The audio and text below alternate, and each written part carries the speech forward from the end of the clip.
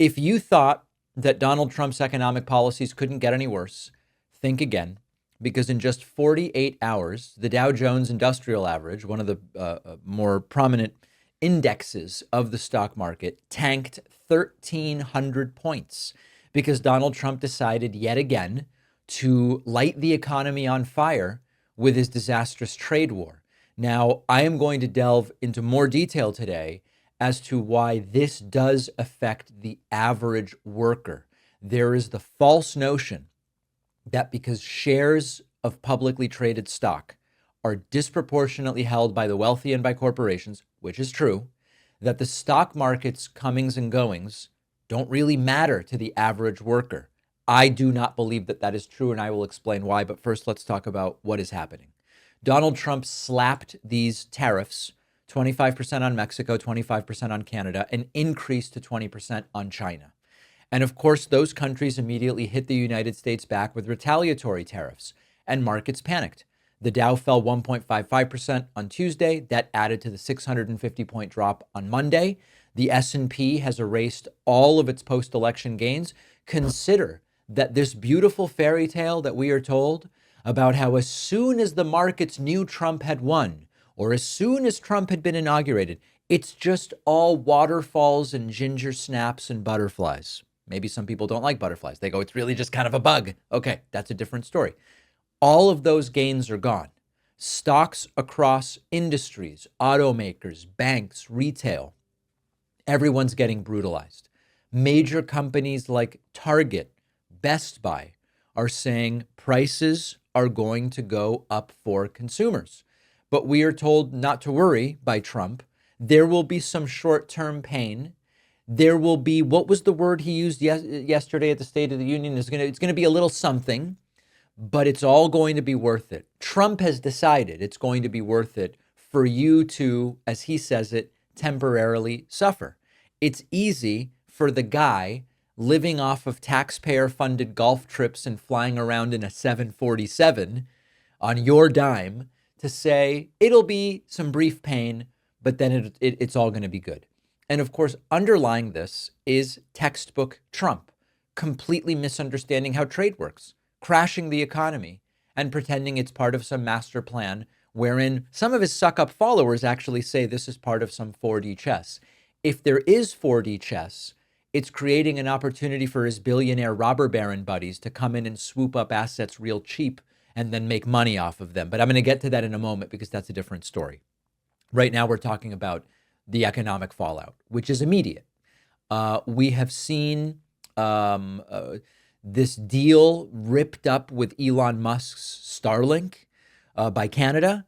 We've seen the Liquor Control Board of Ontario, the biggest alcohol buyer in the world, say we are no longer going to sell American products. Do you think that's good for the liquor and spirit manufacturers of America, who now are losing Ontario as a customer and are going to have to lay people off?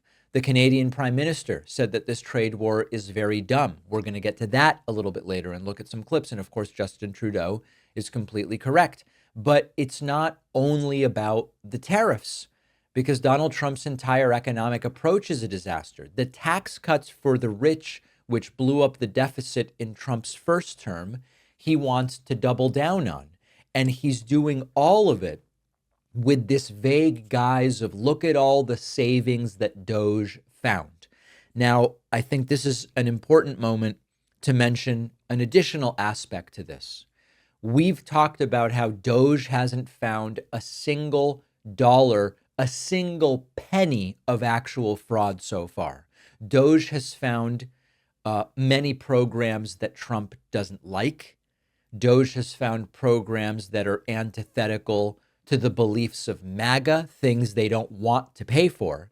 But that is different than saying we found fraud. They've also been caught with their hand in the cookie jar, exaggerating the savings. Some of the savings they say Doge found aren't actual savings. Some of the savings that Doge found were programs canceled under Joe Biden. Some of the savings that Doge found, they just multiplied the number by 100. And you have to really understand the motivation for doing this. If you can claim to have saved $500 billion, Now you can justify a $500 billion tax cut for your rich friends and corporations by saying we've already paid for it.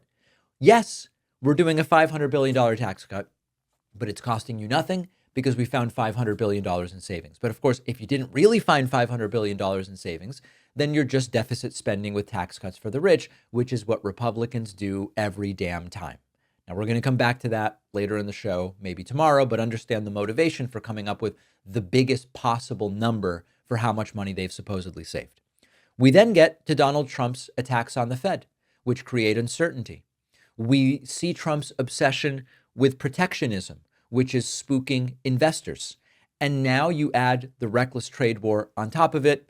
It's hitting the stock market. It's hitting consumers. And the kicker is that Trump still says this is all a win. The response to Canada is explain to Trudeau, who he now calls Governor Trudeau, explain to Governor Trudeau if he puts on a retaliatory tariff, we will go up even more in our tariffs. A very bad idea because Trump doesn't understand how any of this works. He's treating international trade like one of his failed casinos, except that the entire economy is on the line. The livelihoods of hundreds of millions of Americans are on the line. So for all of the MAGA voters, and I spoke to some of them on a Tic Tac Live the other day, for all of the MAGA voters that are still convinced Trump is some kind of economic mastermind, stable genius, how's your 401k looking after declining more than 3% in the last 2 days? Because Wall Street is panicking and prices are going up. And this is only the beginning. Now let me speak. I want to speak directly to the people who believe the stock market stuff doesn't affect those who don't directly own stocks. Because I always hear, oh, David, you're talking only to the wealthy people in the audience. We have such concentration of stock ownership in the United States that the only people affected by the stupid stock market are the people who own the shares. Wrong. Okay? When stock prices decline, companies panic and start cutting costs. Companies many of you work for. That means layoffs. That means hiring freezes. That means lower wages. That means a moratorium on all raises. When the stock market declines, it starts to signal a weakening economy. Leads to higher costs for goods and services. So do tariffs, by the way. Companies raise prices to offset losses, and tariffs like Trump's make imported stuff more expensive. So even if you don't own stocks, first of all, if you have a pension, retirement plan, 401k, 403b, IRA, that almost certainly owns stocks, so your retirement is being affected. If the market crashes, your future retirement savings can shrink overnight, meaning now you have to work longer or retire with less or make sacrifices elsewhere. So you're still affected. You can also see a real estate downturn triggered by a stock market crash, makes it harder to sell homes, causes home values to drop, where many Americans have the vast majority of their equity and net worth. Market crashes often lead to higher interest rates at banks, which means that now it becomes more expensive to buy a car or a house or get a student loan and get an education, or your credit card interest rate goes up. So all of these things make everyday life more costly, even if you don't directly own stocks in a way that you are aware of. It also means education gets cut, public transportation can get cut, infrastructure spending is delayed, emergency services start to be diminished. These are things everybody relies on every day. So a weak market has a number of follow-on effects, including reducing consumer spending. Small businesses suffer. They now are not doing as well. They may be doing layoffs. So that is all something that is critically important to understand. But I want to now address another aspect of this that was brought up yesterday during the live stream of Trump's speech.